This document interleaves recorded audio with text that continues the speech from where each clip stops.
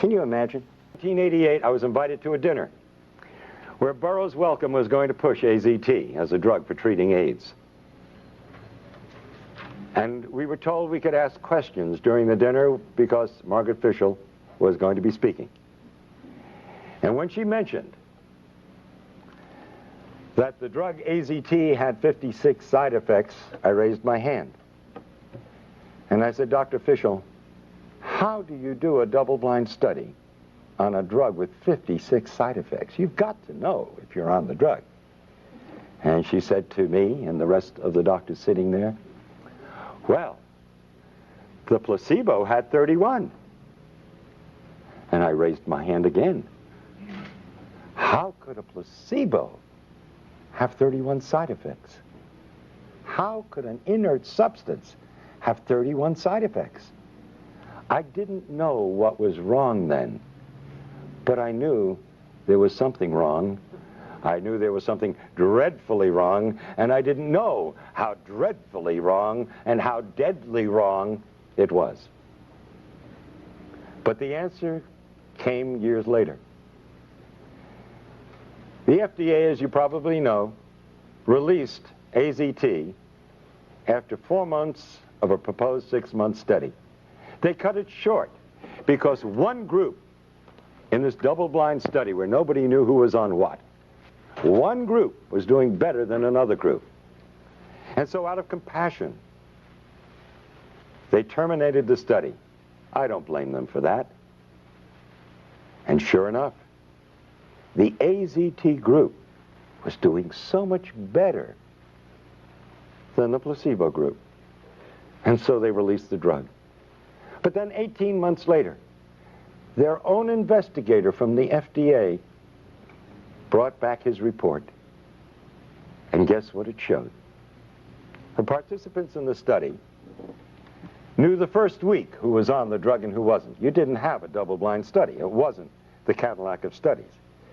Not only that, some of those on AZT admitted to sharing their drug with members of the placebo group. That explains the 31 side effects in a placebo group. Some of them were taking AZT, side effects. But, and by the way, that makes it a complete washout as a scientific study. Right then and there, the drug should have been discontinued, called back. But then came the kicker in this report. The individuals on the AZT in the 4 months of the study received 6 times more blood transfusions than the placebo group. What happens when you get a blood transfusion? You look better, you feel better, and you live a little bit longer.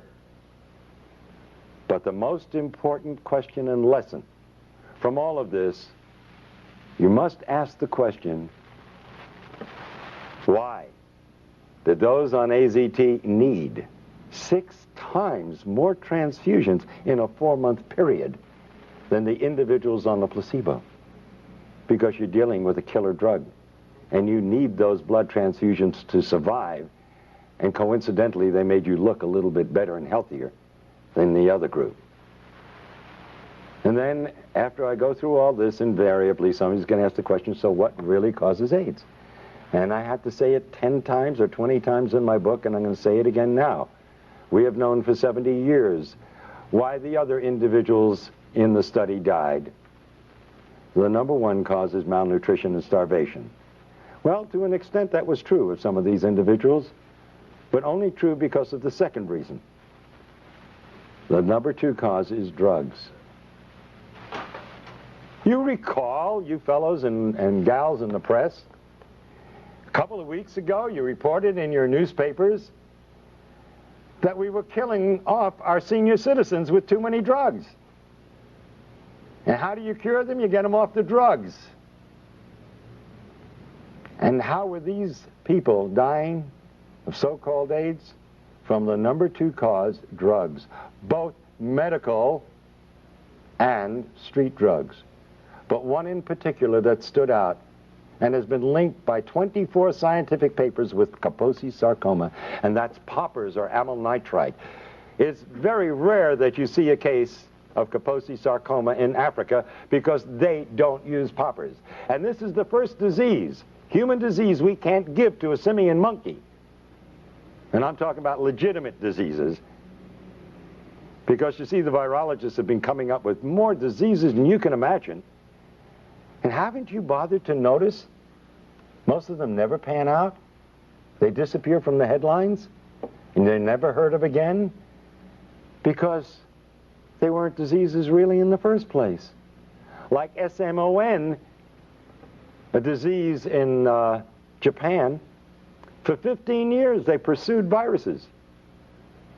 And what did it turn out to be? Enteroviroform, a drug for diarrhea that they were using over there. Amazing, isn't it? And they spent 15 years and lots of millions of dollars, but guess what our virologists have done? Wow, they hold a candle to no one. For 20 years in Nixon's war on cancer, they spent over $20 billion looking for a virus that caused cancer. And they came up empty-handed. They not only couldn't find a retrovirus, which was the ideal choice because it doesn't kill cells, and it's multiplied by the cells, which is what cancer cells do, but they never found any disease that it caused. But guess what they chose for the scam of AIDS? A retrovirus. Already $20 billion in 20 years, we found nothing that it does. And we also found out absolutely it doesn't kill cells, because if it did, it would commit suicide. It needs the cell in order to replicate, to be alive. So the epidemic would be over before it began. It's impossible. But this is the virus. They've just spent another $20 billion in only 10 years' time. And they're asking for more. And now they want to give us a vaccine. See? Oh, will they make money with that? They not only have a test for HIV, which, by the way, is not for the virus. It's for immunity. Like I say, it's the first disease in the history of medicine. When you're immune to it, you're going to die from it. But now, they want to give us a vaccine. The test HIV tests for antibodies, not for the virus. Well, antibodies is what you get when you use a vaccine. You want to produce antibodies to fight the disease. I'm at a loss to understand. If we already have the antibodies, why do we want to create the antibodies? Kind of redundant, isn't it? Oh, by the way, if you take these very same antibodies and you put them in Gallo's culture in his laboratory, you just ruined his multi-million-dollar culture that he's making a fortune out of. Because you see, these antibodies destroy the culture. Does the press bother reading? Do they understand the English language? And yet you want to condemn me and say that I'm out for publicity? Well, what is it that Peter Duesberg is out for? He held the reputation, and still amongst honest scientists, as being the foremost virologist in the world. What is Kary Mullis out for? He just won the Nobel Prize. Why does he want to put at risk that incredibly marvelous reputation of being a Nobel Prize winner? Why would he put that at risk? Unless maybe there's still some honest scientists around. Now, what about the rest of them out there? You know, I often ask myself the question, if my children were still in school, and I had house payments to make, and I had to put them through school, etc., would I be doing what I'm doing today? I don't think I've ever answered the question because I'm kind of afraid of what I might answer if I was going to answer honestly. And he who is without sin shouldn't be casting any stones. So I won't cast the stones at the thousands and thousands and thousands of virologists out there who are going along with this scam. Because you see, they would be out of jobs if they dared criticize Margaret Heckler or the heads of the NIH. They'd be out of jobs, and they'd have families that they have to support, and futures that would be down the drain. You don't cross the establishment. And so the lie is being perpetuated by the silence.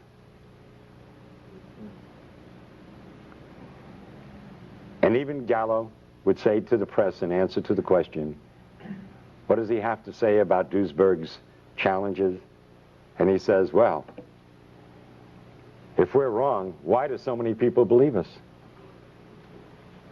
I mean, I could just see Hitler and his stormtroopers saying to the press, if we're wrong, why does everybody do what we tell them to do? Because they're running the show, and you're looking at not just a simple lie of science. In the back of my book, I have the picture of Pedro Tocino of Spain, father of 2 young girls, a hemophiliac. Nothing wrong with the man. But because he received so-called tainted blood, they had him on AZT. I stuck myself to get that man off AZT. I said, if I stick myself with your blood, will it convince you there's nothing to worry about? And Pedro Tocino, now over a year later, is very healthy, having a wonderful life, enjoying his 2 young daughters. But all of his friends are dying or are dead. This is real. And I don't blame those scientists out there keeping their mouths shut because their jobs depend on it. And I understand that exists in the press too. But you've got organizations. And in a way, so do the virologists have organizations. And if enough of the honest ones would stand up and take that chance, if you all stand together, you make a statement. And you can do that in your press associations, even though the people who own the newspapers and the television shows are afraid of losing their sponsors. You can at least keep your dignity. That's the choice you have to make. And that's the choice that I have had to make. I figured that if I didn't do what I knew was right, I'd end up cutting my throat shaving in the morning, because I wouldn't be able to live with myself. And that's the honest, simple truth. I am sticking my finger to bring attention to the current Holocaust, and it's a dreadful one. When you terminate the DNA of a human being, they waste away and die in an inhuman fashion. We all have the right to die with dignity. But if we told them the truth, a lot of them wouldn't die at all. They'd simply get off the poppers and off the drugs. And there's no dishonor in being gay and admitting that you've been on drugs. The decent human beings in this world will give you the support and help you, like we help drug addicts of all followings, so to speak. Those that would turn against you have turned against you anyway, because of what you feel and what you are. And there are even some religious groups who have turned against the gays and said it was God's vengeance. How can you believe in a loving God and believe that that God would cause such a terrible disease amongst humans? No, this is a man-caused disease. But we all make mistakes in life. And that shouldn't stop the compassion and the love and the understanding of decent human beings.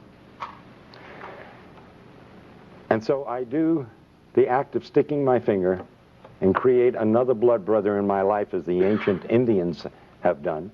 And I will get another one today. Because I'm not afraid of getting AIDS. I know as a scientist that there is nothing to fear. I know what causes AIDS. I am not going to lie to others nor myself about it. I don't like sticking myself with a needle because it hurts. And if you've ever seen my expression on pictures, you know that to be true. So, Kim Freitas. Kim, are you here? Yeah. We're going to become blood brothers. Yeah. And please, to the press and to everyone else, I don't intend to stick myself 300 times, because it wouldn't prove anything anyway. Oh, and might I say that a Dr. Gottlieb, who achieved fame for being the doctor that noted the first 4 or 5 cases of AIDS, who said to me on a radio broadcast the other night, he would believe me if I took a liter of blood. That's a transfusion of blood. And I said, you know, you must be mad. What is that going to prove? If you need a liter of blood to get AIDS, then nobody's going to get AIDS. Right. In any case, well, I got to do myself first, and then I have to do you. Here, but let me do your finger, okay? I mean, I got to do you first, right? All right. Excuse me. Then I'm going to do me. Excuse me, I had that backwards. All right. Wait a minute. Got to find. This is a heck of a time to lose my needle. There we go. Okay. Ladies and gentlemen, this is a typical butterfly needle set. If somebody has a scissor, it'll help. There, I got it. Okay. It's sterile. And usually we use it to take blood by sticking this in, and then we can inject things also. So, let's do that. We got this. Yeah. Okay. Now I'm going to... let me put my glasses on, okay? Good. I think you'd rather I do that. I got to tell you a cute little story. Shortly after my son was born many years ago, he's now 40, he got some kind of an infection or whatnot, and I spoke to the pediatrician at the hospital. I was an intern at the time, and he said, go home and give him a shot of penicillin.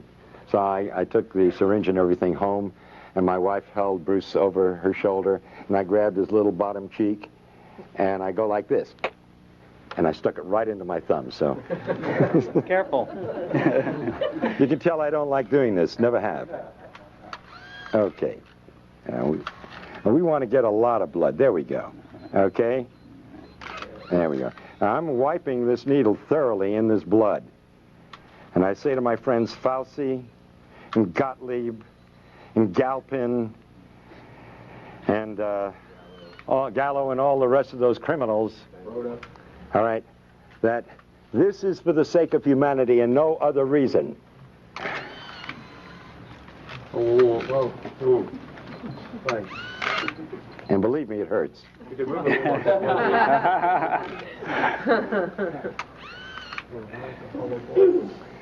And this is in the hope that it'll save the lives of millions of individuals who will die because of the greatest lie ever told. Thank you. Get Thank off you. the drugs. Thank you. Get off drugs is right. Get off drugs. Now, I will be happy to take questions from the press or from anyone for that matter to clarify in your minds if there's any doubt whatsoever. Yes. You said, I have several questions actually. You said that you were tested in New York by a leading physician there. Can you say where that was and by whom? Yes, it was in the Greenwich Village area. In fact, Karen, I think you have the issue of the native. That ad should be in the back of the native. If you'll get it, we'll give you the name and the address of the clinic, because it's widely advertised. And that's where I went, where everybody else is going.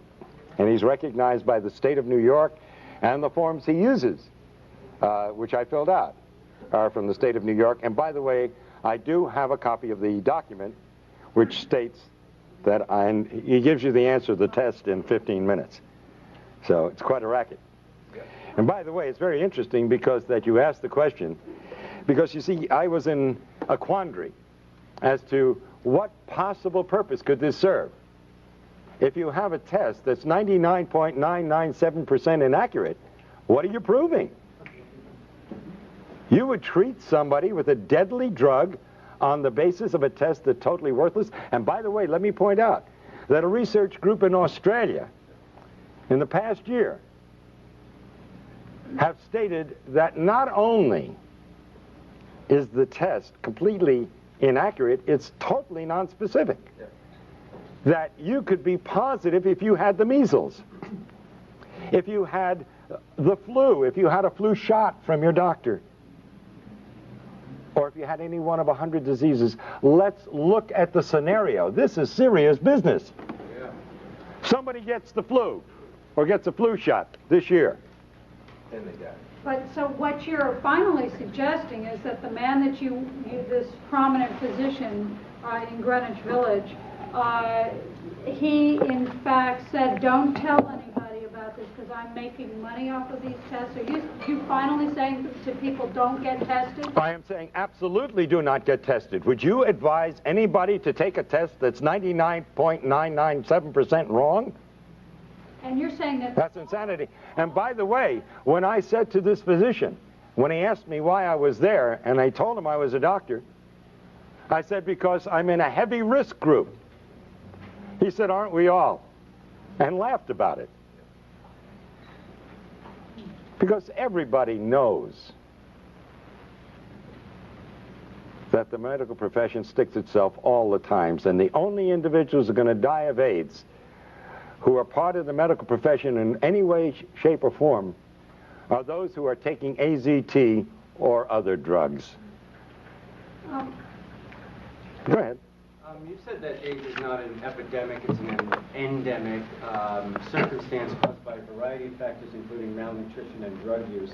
How then can you explain the years of potential life loss in the 250,000 plus people who have died of AIDS, according to CDC definition, where drug use has been going on for centuries, and suddenly we're losing people in their 20s and 30s because I'm not sure what you're... Okay, that's an excellent question, really, and you're using your head. That's the kind of question should have been asked of Gallo at the very beginning. And by the way, you said 20s and 30s, our healthiest people. Isn't it strange? You got a disease, the first disease in the history of mankind, that affects our healthiest? But what happened in the 60s? The drug culture began. What happened in the 70s? It heated up. At the end of the 70s, the gays came out of the closet and became an identifiable group. Now, I'll ask you, in a sense a redundant question, but yeah, I think it'll get the point across. I'm going to name 5 of 30 diseases. Tuberculosis, a new disease. Lymphoma, oh, that's a new disease too. Leukemia, oh yes, that's a very new disease too. Pneumocystis pneumonia, another new disease but lesser known. And Kaposi sarcoma, another new disease? No. These diseases and the other 25 have always been around. It's real easy, it's real simple to create an epidemic.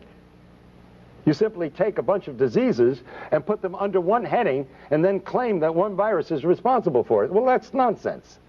First of all, let me offer the proof. The reason it appeared, which I think is the essence of your question, as though it were some new epidemic coming on, is because it appeared in a select population, the gay population. But it only is appearing in gays who are on drugs. Only. And especially, and substance abuse, right. And remember, by the way, too, that alcohol is a drug. And remember, these individuals, many of them, extremely promiscuous, would get one venereal disease after another, and they'd be taking antibiotics for these diseases all year long. And it's a matter of medical fact that antibiotics are immune suppressive. Now, let me offer one very important bit of investigative reporting for you.